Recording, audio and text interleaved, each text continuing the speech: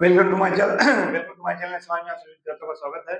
और आप सभी के लिए ठीक है भौतिक विज्ञान कक्षा 10 के लिए कुछ टॉपिक लेकर आ रहे हैं। ठीक है, जैसे टॉपिक दिया गया है गोल द्वारा प्रतिबिंब का बनना।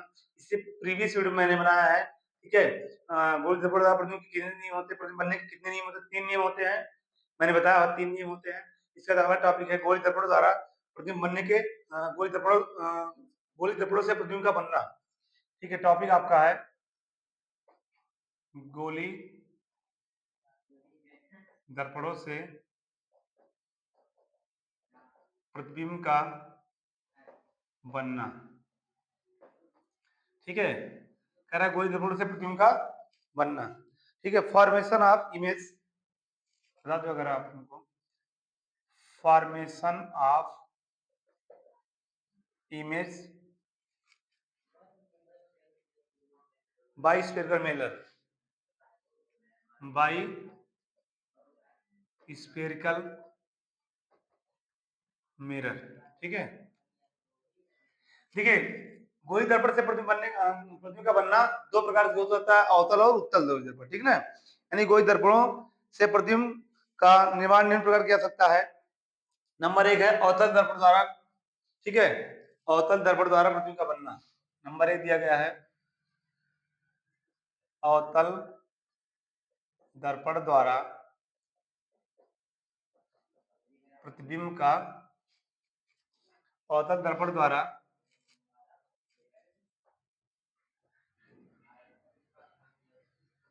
इनका बनना। ठीक है, ये है पहला टॉपिक। इसमें क्या गोली दर्पणों से प्रतिबिंब का बनना, गोली दर्पणों से प्रतिबिंब के ठीक है निम्न प्रकार बनते हैं। ठीक है, निम्न प्रकार किया जा सकता है, नंबर 1 दिया गया है। अब देखिए इसमें कंडीशन कितनी होती है। अवतल दर्पण द्वारा प्रतिबिंब बनने के 6 नियम होते हैं। कितने नियम होते हैं? अवतल दर्पण द्वारा प्रतिबिंब बनने के, अवतल दर्पण द्वारा प्रतिबिंब की स्थिति, आकार और प्रकृति दर्पण के वस्तु के बीच की दूरी पर निर्भर करती है। यानी कि मैं कहूं अवतल दर्पण द्वारा, अवतल दर्पण द्वारा प्रतिबिंब, अवतल दर्पण द्वारा प्रतिबिंब की स्थिति, आकार, स्थिति, आकार और प्रकृति वस्तु की स्थिति पर निर्भर करती है।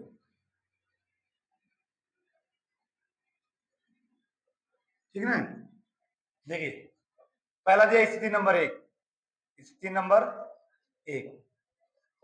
ठीक है, देखिए इसमें कितनी स्थितियां हो सकती हैं, तो आप सभी को बता दूं इसमें 6 स्थितियां होती हैं। ठीक है, प्रतिबिंब बनने के अवतल दर्पण के लिए पहला स्थिति दिया गया है, ठीक है, कि जब वस्तु अनंत पर रखी होती है,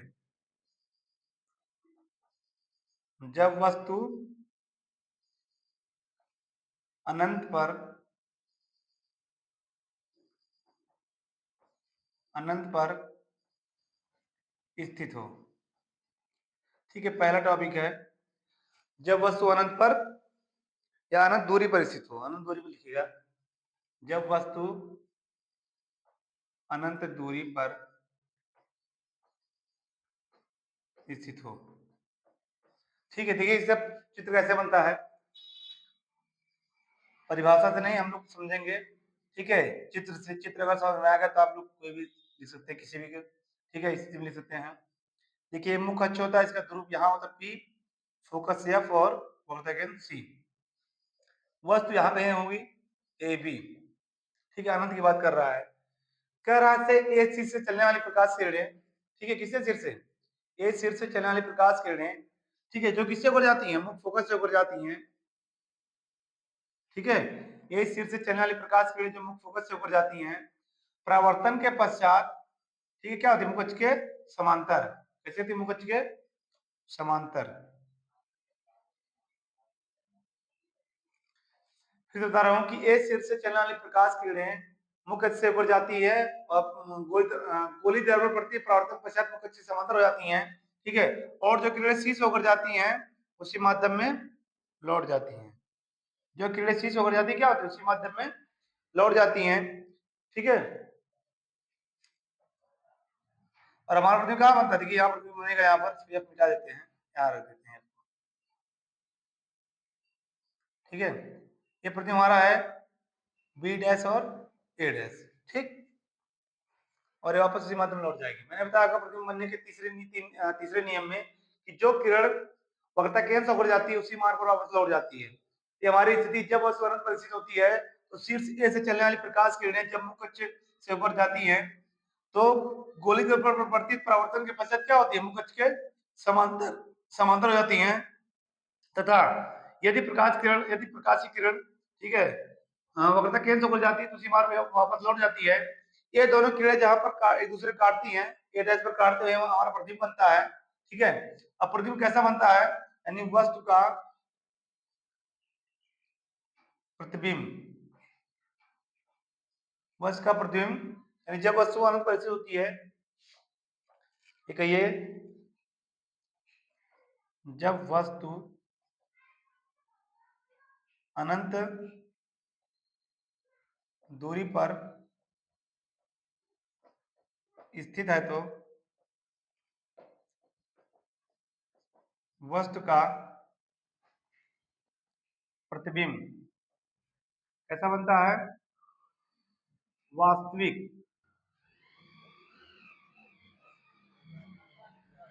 वास्तविक, उल्टा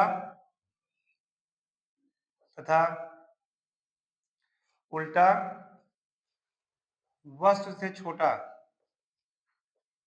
वस्तु से छोटा और मुख्य फोकस के तल बनता है, मुख्य फोकस पर बनता है। ये है स्थिति नंबर 1, ठीक है। इतना याद रखना है। अच्छा, यहाँ M1 M2 बना सकते हैं, M1 और M2। ये स्थिति नंबर 1 है। जब वस्तु अनंत दूरी पर स्थित होती है तो वस्तु का प्रतिबिंब वास्तविक, उल्टा तथा, ठीक है, वस्तु से सीधा और, ठीक है, फोकस और बनता है।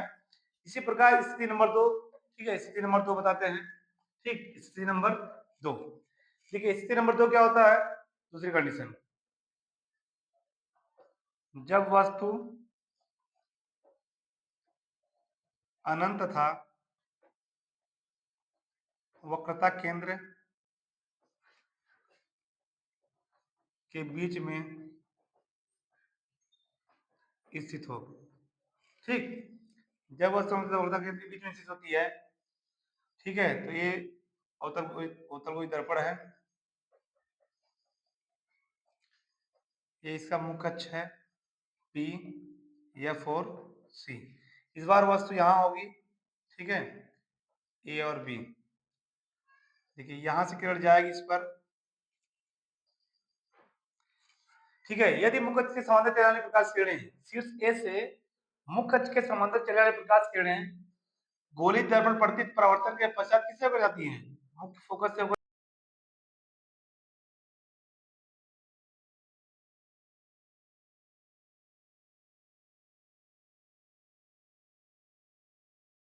जाती है, उसी माध्यम में वापस लौट जाती है, उसी माध्यम में वापस लौट जाती है। जहां पर ये दोनों किरणें काटते हुए हमारा प्रतिबिंब बनता है बी डैश और ए डैश, ठीक है, बी डैश और ए डैश, ठीक है। देखिए फिर से बता रहा हूं आप सभी को, कह रहा है कि जब वस्तु वक्रता अनंत तथा वक्रता केंद्र के बीच में स्थित होती है तो शीर्ष ए से चलने वाली, ठीक है, मुख्य अक्ष के समांतर किरणें जब अवतल गोलीय दर्पण पड़ती है, अवतल गोलीय दर्पण पर पड़ती है तो परावर्तन के पश्चात मुख्य फोकस से होकर जाती हैं, ठीक है। और जो किरणें शीर्ष ए से जाती हैं और केंद्र से होकर जाती है उसी मार्ग पर वापस लौट जाती हैं, ठीक है। ये दोनों किरणें ए डैश पर काटती हुई हमारा प्रतिबिंब बनता है, प्रतिबिंब कैसा बनता है, उल्टा, ठीक है, यानी कि प्रतिबिंब की प्रकृति होता है, ठीक है, ठीक। देखिए कह रहा है कि इस प्रकार जब वस्तु अनंत तथा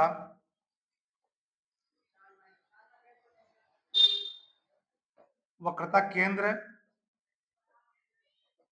के बीच में स्थित है तो वस्तु की प्रकृति वास्तविक कैसी होती है? वास्तविक होती है। वास्तविक उल्टा वस्तु से छोटा तथा वक्रता केंद्र और फोकस के बीच में, वक्रता केंद्र और फोकस के बीच में बनता है। ठीक, इस प्रकार जब वस्तु अनंत था वक्रता केंद्र के बीच में स्थित होती है, ठीक है, तो वस्तु की प्रकृति वास्तविक उल्टा वस्तु से छोटा तथा वक्रता केंद्र और फोकस के बीच में बनता है। ये स्थिति नंबर 2 हो गया। इसके बाद हम बताते हैं स्थिति नंबर 3। स्थिति नंबर 3 क्या होता है? देखिए स्थिति नंबर 3 क्या होता है?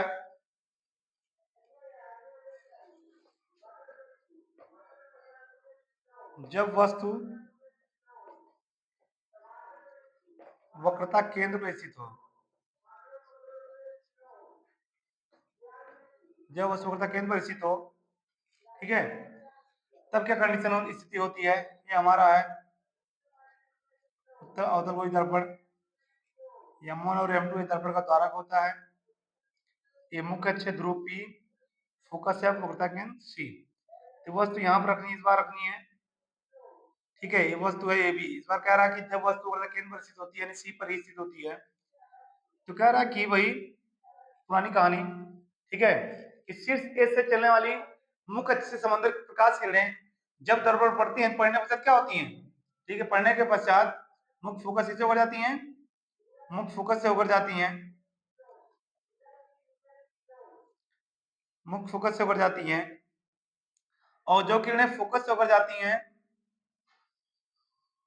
परावर्तन पश्चात क्या होती हैं? जो किरणें फोकस से होकर जाती हैं परावर्तन पश्चात मुख्य अक्ष के समांतर, यानी किरण यहाँ हमारा यही पर बनेगा, ठीक है, बी डैश और ए डैश। यानी कि इस स्थिति में जब वस्तु वक्रता केंद्र पर स्थित होती है, इस स्थिति में, ठीक है, हमारा जो प्रतिबिंब है, हमारा क्या होता है? प्रतिबिंब होता है, हमारा जो प्रतिबिंब है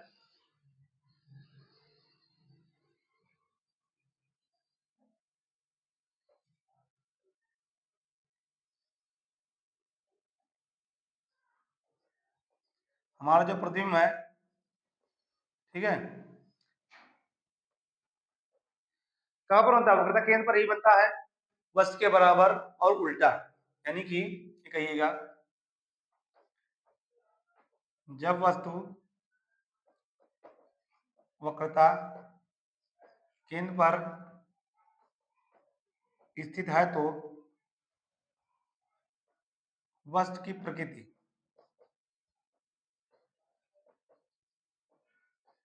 प्रकृति वास्तविक उल्टा वास्तविक उल्टा वस्तु के बराबर तथा वक्रता केंद्र पर बनता है।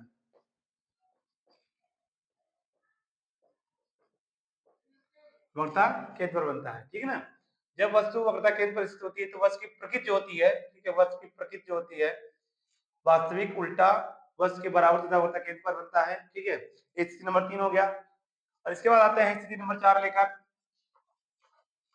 ठीक है, स्थिति नंबर 4।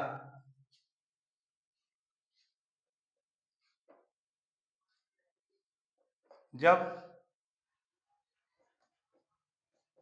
स्थिति नंबर 4 जब वस्तु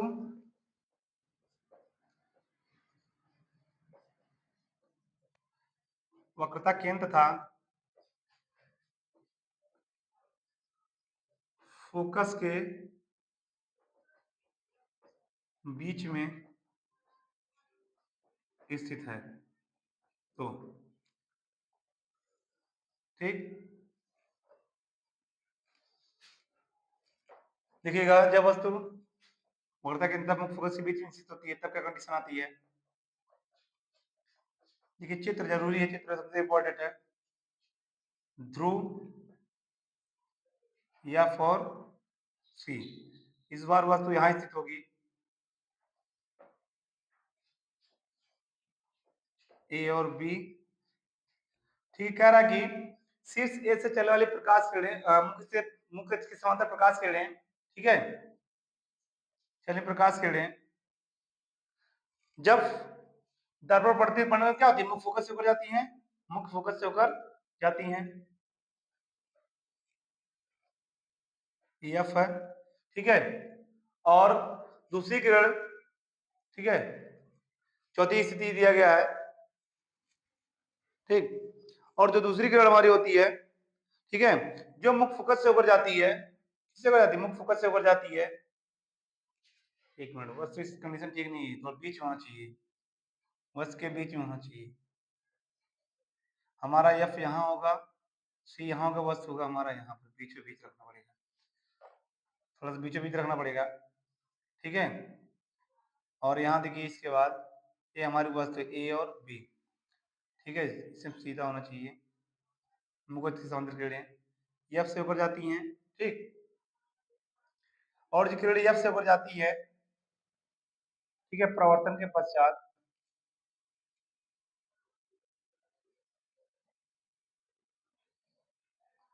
ठीक है, प्रवर्तन के पश्चात,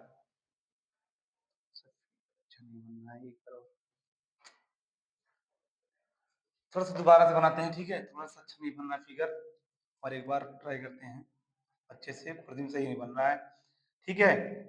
कह रहे देखिए ध्यान से देखिए, इस बार एफ यहाँ है, सी यहाँ है, ठीक है, वस्तु यहाँ रखी है, वस्तु थोड़ा छोटा करते हैं यहाँ पर, ए व बी, तो किससे ऊपर जाएगी, एफ से ना, एफ से ऊपर जाएगी ऐसे। और जो किरणें एफ से ऊपर जाती हैं, मुख्य अक्ष के समांतर हो जाती हैं, अब देखिए प्रतिबिंब हमारा यहाँ बनता है कहीं, क्या बोली, बी डैश और ए डैश, ठीक, इस बार सही बना है,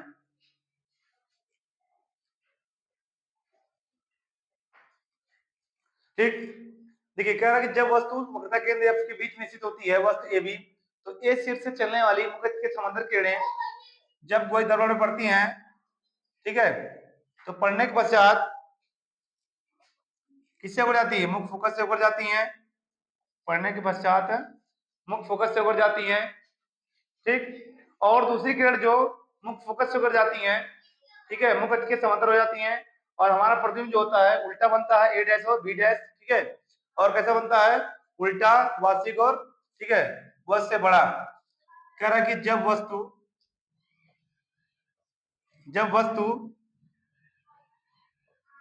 वक्रता केंद्र था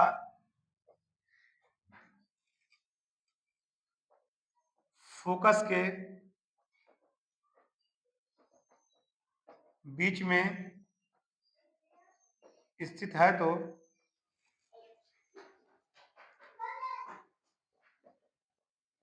वस्तु की प्रकृति, वस्तु की प्रकृति कैसे होगी, वास्तविक, वास्तविक, वास्तविक, उल्टा, वस्तु से बड़ा, तथा वस्तु से, तथा अनंत और वक्रता केंद्र के मध्य बनता है, ठीक है। ठीक, कंडीशन होती है, देखिए ऐसे टॉपिक, ठीक है, ऐसी स्थिति में जब वस्तु वक्रता केंद्र पर मतलब फोकस के बीच स्थित होती है, वहां प्रतिबिंब कैसा बनता है, प्रकृति क्या होती है, उल्टा होता है प्रतिबिंब, वास्तविक होता है और उससे बहुत बड़ा बनता है, ठीक है ना। एक कंडीशन नंबर, तो स्थिति नंबर 4 हो गया। फिर एक और आते हैं स्थिति नंबर, ठीक है, स्थिति नंबर 5 लेकर, स्थिति नंबर 5 में क्या कहता है, स्थिति नंबर 5, स्थिति नंबर 5 है, जब वस्तु फोकस पर स्थित होती है, फोकस पर स्थित है, या मुख्य फोकस भी कह सकते हैं। जब वस्तु मुख्य फोकस पर स्थित हो, जब वस्तु मुख्य फोकस पर स्थित हो तो प्रतिबिंब कैसा होता है, उसकी प्रकृति क्या होती है।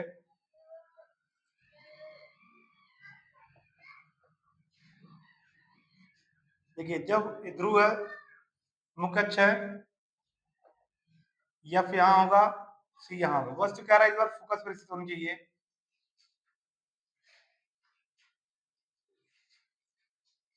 ठीक है,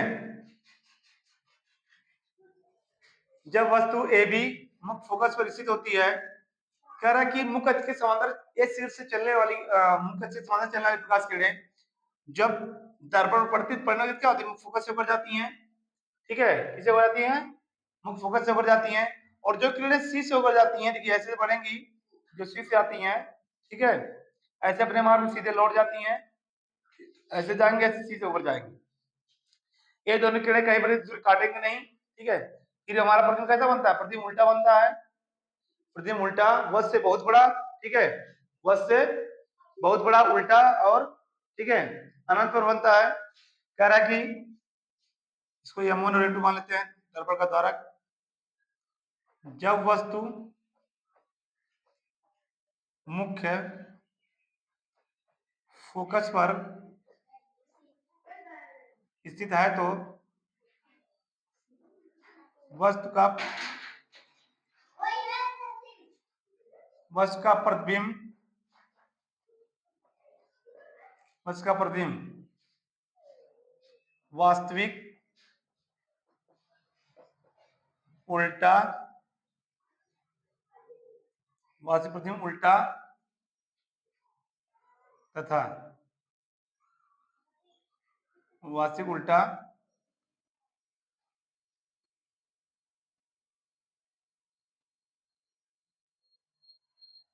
वश से बहुत बड़ा, वश से बहुत बड़ा तथा अनंत पर बनता है। ये हो गया स्थिति नंबर 5। ठीक, एक बार फिर समझा, देखिए जब वस्तु मुख्य फोकस पर स्थित होती है तो शीर्ष ए से चलने वाली मुख्य अक्ष की समांतर किरणें जब दर्पण पर पड़ती हैं तो पड़ने के पश्चात क्या होती है, मुख्य फोकस से ऊपर जाती हैं, और दूसरी किरण जो ए से सी से ऊपर जाएंगी उसी माध्यम में लौट जाती हैं, और ये दोनों किरणें एक दूसरे कहीं काटेंगे नहीं। ठीक है, फिर भी हमारा प्रतिबिंब अनंत पर बनता है, वास्तविक बनता है और उल्टा बनता है। ये प्रकृति हो गई इसकी। ठीक है, लास्ट लास्ट निशान आता है अंतिम कंडीशन। मैं बताऊंगा अभी आपको कुछ 6 ही प्रतिबिंब क्यों बनता है, इसमें 5 हो गए, 6 लास्ट है। इसके बाद लास्ट आता है 6 वाला स्थिति। ठीक है, जब वस्तु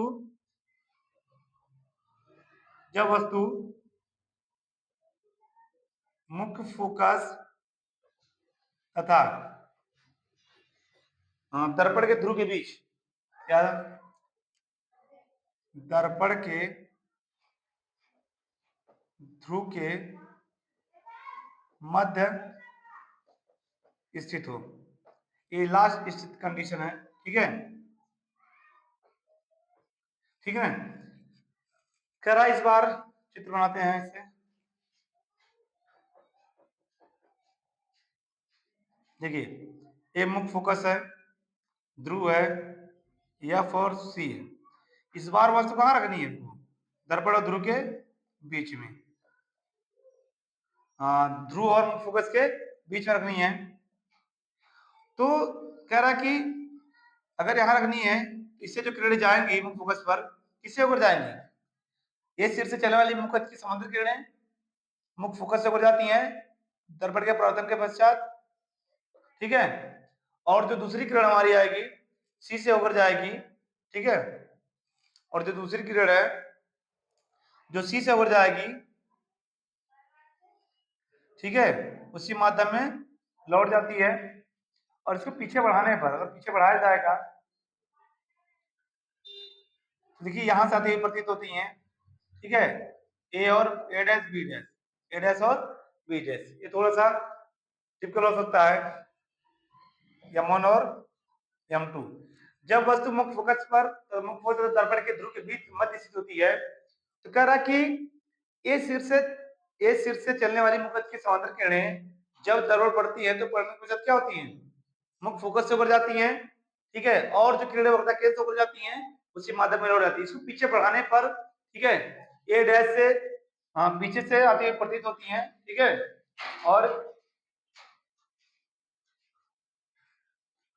इन किरणों का, ठीक है, पीछे प्रतिबिंब बनता है, ऐसा बनता है, ठीक है, यानी वस्तु का प्रतिबिंब,